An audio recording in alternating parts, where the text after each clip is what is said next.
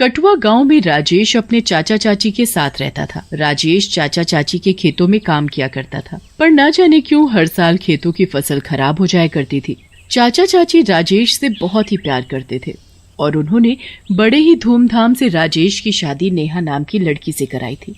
शादी के कुछ दिनों तक तो सब कुछ बहुत अच्छा चलता रहा, पर एक दिन जब राजेश की चाची को पता चला कि नेहा पेट से है और वो माँ बनने वाली है, तो उनका रवैया कुछ अलग हो गया। एक दिन की बात है, चाची जी नेहा से बोलती हैं, नेहा बहू, ये क्या, तुम कितना काम करती हो? अरे तुम्हें पता है ना कि तुम पेट से हो और तुम्हें काम कम और आराम ज्यादा करना चाहिए। अरे चाची जी, घर का काम भी कोई काम है, इसे करने में मुझे कोई दिक्कत नहीं होती है। देख, मैं तेरे लिए दूध लाई हूँ, इसे पीकर आराम से सोना, ठीक है? चाची जी, आप मेरा कितना ख्याल रखती हो। अरे भला ख्याल क्यों ना रखूं, आखिर तेरी वजह से ही तो हमारे घर के आंगन में किलकारी की आवाज गूंजेगी और इस घर को एक वारिस मिल जाएगा। चल, ये दूध पी और सो जा। चाची अपने पति कालूराम के पास जाती है और उससे बोलती है, अजी नेहा का 9वां महीना लग गया है और वो कभी भी बच्चे को जन्म दे सकती है, इसीलिए हमें राजेश को कैसे भी करके शहर भेजना होगा। अरे भगवान, तुम उसकी चिंता मत करो, मैंने सारा इंतजाम कर लिया है और राजेश को कल ही शहर भेजने के लिए राजी कर लिया है। अगले दिन राजेश नेहा से बोलता है, नेहा, मुझे किसी जरूरी काम से शहर जाना है, तुम अपना और अपने होने वाले बच्चे का ध्यान रखना। ऐसा बोलकर राजेश शहर चला जाता है और एक रात चाची नेहा के कमरे में दूध लेकर जाती है और नेहा को दूध पिलाकर बोलती है, नेहा, तुम दूध पीकर आराम करो, वैसे भी तुम्हारी तबीयत ठीक नहीं है, तुम्हें कभी भी बच्चा हो सकता है, इसलिए तुम किसी भी चीज के बारे में सोचो मत और सो जाओ। कुछ ही देर में नेहा एक बच्चे को जन्म देती है और जन्म देते ही बेहोश हो जाती है। चाची अपने पति कालूराम से बोलती है, अजी नेहा ने एक बच्ची को जन्म दिया है और वो अभी बेहोश है, इसीलिए हमें जरा भी देरी किए हुए अपना काम पूरा करना है। फिर वो दोनों बच्ची को एक सफेद कपड़े में लपेटकर अपने खेतों में गाड़ आते हैं। नेहा को होश आते ही वो अपने बच्चे को इधर उधर देखने लगती है। चाची जी, मेरा बच्चा कहाँ है? आपने ऐसे मुंह क्यों लटका रखा है, कुछ तो बोलिए। किस मुंह से तुझे बताऊं बहू कि तेरा बच्चा मरा हुआ पैदा हुआ था, इसलिए मैं और तेरे चाचा जी उसे खेत में दफनाए। चाची की बात सुनकर नेहा जोर जोर से रोने लगती है। अगले दिन राजेश घर आता है तो नेहा उसे रोते हुए सारी बात बताती है। राजेश नेहा को दिलासा देता है और बोलता है, नेहा, तुम रोना बंद करो, आखिर जाने वाले को कौन रोक सकता है।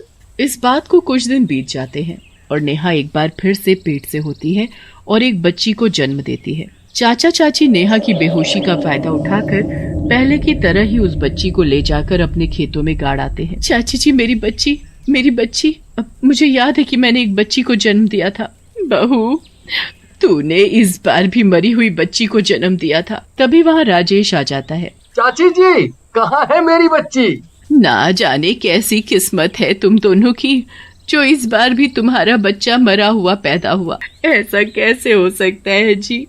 आखिर भगवान हमारे साथ ऐसा कैसे कर सकते हैं, जो इस बार भी मुझे मरा हुआ बच्चा पैदा हुआ। नेहा, भगवान को दोष मत दो, भरोसा रखो, सब ठीक हो जाएगा। एक दिन कालूराम अपनी पत्नी से बोलता है, अरे भाग्यवान, नेहा के दूध में बेहोशी की दवा ठीक से मिलाया कर, देखा ना इस बार उसे जल्दी होश आ गया। अगर कहीं उसे पता चल गया कि उसने जिंदा बच्ची पैदा की है और हम उसकी जिंदा बच्ची को ले जाकर खेत में गाड़ आते हैं, तो लेने के देने पड़ जाएंगे।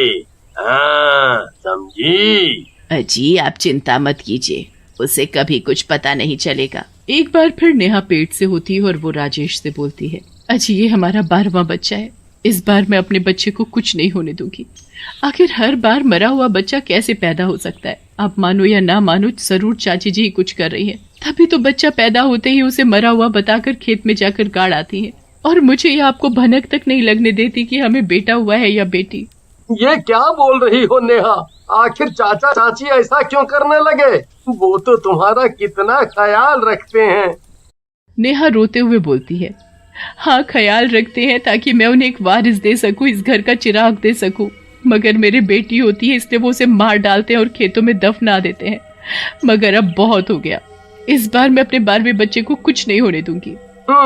अगर ऐसा है तो मैं भी उन दोनों पर नजर रखूंगा और मैं तुमसे वादा करता हूँ कि इस बार मैं अपने बच्चे को कुछ भी नहीं होने दूंगा, फिर चाहे मेरी जान ही क्यों ना चली जाए। हर बार की तरह नेहा इस बार भी एक बच्ची को जन्म देती है और जैसे ही चाची जी नेहा की बच्ची को लेकर जाने लगती है तो नेहा चाची जी का पैर पकड़ लेती है और बोलती है, चाची जी, आखिर मैंने और मेरी बच्ची ने आपका क्या बिगाड़ा है जो आप इसे पैदा होते ही मार डालती हो।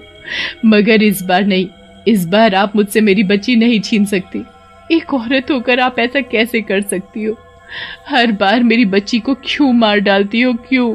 आखिर इस मासूम ने आपका क्या बिगाड़ा है? लगता है इस बार दवाई का असर कुछ कम हुआ है, इसीलिए तो अभी तक होश में है। हाँ, मैंने ही तेरी सारी बच्ची को ले जाकर जिंदा खेत में दफन किया है ताकि खेत की फसल अच्छी हो, हमारे खेत हरे भरे लहराएं। अगर बेटा होता तो क्या आप उसे भी खेत में जाकर जिंदा गाड़ आती? तेरा दिमाग खराब हो गया है।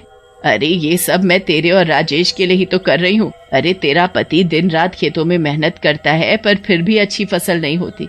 और वैसे भी ये प्रथा तो सालों से चली आ रही है कि बेटी हो तो उसे खेत में गाड़ दो ताकि खेतों की फसल अच्छी हो। चाची जी, मुझे मेरी बच्ची दे दो, नहीं तो मैं आपको छोड़ूंगी नहीं। चाची जी जोर जोर से हंसते हुए बोलती है, तू मुझे नहीं छोड़ेगी? अरे पहले अपनी हालत तो देख।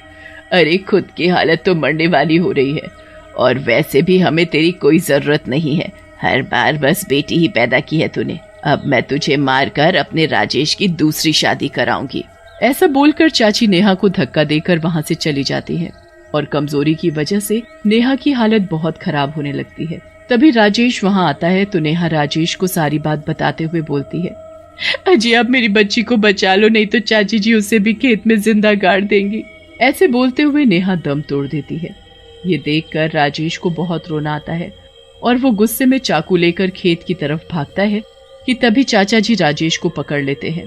चाचा जी, मैंने आपको अपने पिता के समान माना और आपने मेरे साथ ऐसा किया। आज मैंने अपनी पत्नी को खो दिया और वो भी आपकी वजह से। मगर अब मैं अपनी 12वीं बच्ची को कुछ नहीं होने दूंगा। आप मुझे छोड़ दो, नहीं तो आपके लिए अच्छा नहीं होगा। अच्छा, तो तुझे सब कुछ पता चल गया है। जब तक तेरी चाची तेरी 12वीं बच्ची को खेत में गाड़ नहीं देती, मैं तुझे यहाँ से कहीं नहीं जाने दूंगा। चाचा जी राजेश को खेत में जाने से रोकने लगते हैं कि तभी खींचातानी में राजेश के पेट में चाकू लग जाता है और वो भी वहीं दम तोड़ देता है। राजेश को मरा देखकर चाचा जी भागते हुए चाची के पास जाते हैं। दूसरी तरफ राजेश एक भूत बन जाता है और बोलता है, ये क्या? मैं तो एक भूत बन गया। इन लोगों ने मुझे भी नहीं छोड़ा। अब मैं चाचा और चाची का वो हाल करूंगा कि उन्होंने सपने में भी नहीं सोचा होगा। ऐसा बोलकर भूत हवा में उड़ता हुआ खेतों में चाचा चाची के पास जाता है और उनसे अपनी बच्ची छीन लेता है। कितने निर्दयी हो आप दोनों, जो वर्षों पुरानी कुप्रथा को निभाने के लिए जिंदा बच्चियों को खेत में दफना रहे हो। सिर्फ तुम ही दोनों क्यों, बाकी वो लोग भी जो इस कुप्रथा को मानते हैं। तुम दोनों ने मेरी 11 बच्चियों को मारकर ठीक नहीं किया और अब तुम मेरी 12वीं बच्ची को भी मारना चाहते थे। शर्म आती है मुझे तुम लोगों पर, जो बेटे के लालच में बेटियों को मार डालते हो, बेटियों को खेतों में गाड़ देते हैं। अब तुम दोनों नहीं बचोगे। राजेश का भूत गांव के लोगों को इकट्ठा करके उन्हें खेतों में लाता है और उन्हें सारी सच्चाई बताता है। गांव के सभी लोग इस कुप्रथा के कारण बहुत शर्मिंदा होते हैं और राजेश से वादा करते हैं कि कभी भी कोई गांव वाला अब इस कुप्रथा को नहीं मानेगा। राजेश अपनी 12वीं बच्ची को गांव वालों को सौंप देता है। हमें माफ कर दो राजेश, हमसे बहुत बड़ी गलती हो गई रे, हमें माफ कर दे। पर राजेश उनकी एक बात नहीं सुनता और उन दोनों को जिंदा जमीन में गाड़ देता है। ये मेरी बच्ची है, कृपया करके इसे कभी माँ बाप की कमी महसूस मत होने देना, इसका ख्याल रखना। ऐसा बोलकर भूत वहाँ से गायब हो जाता है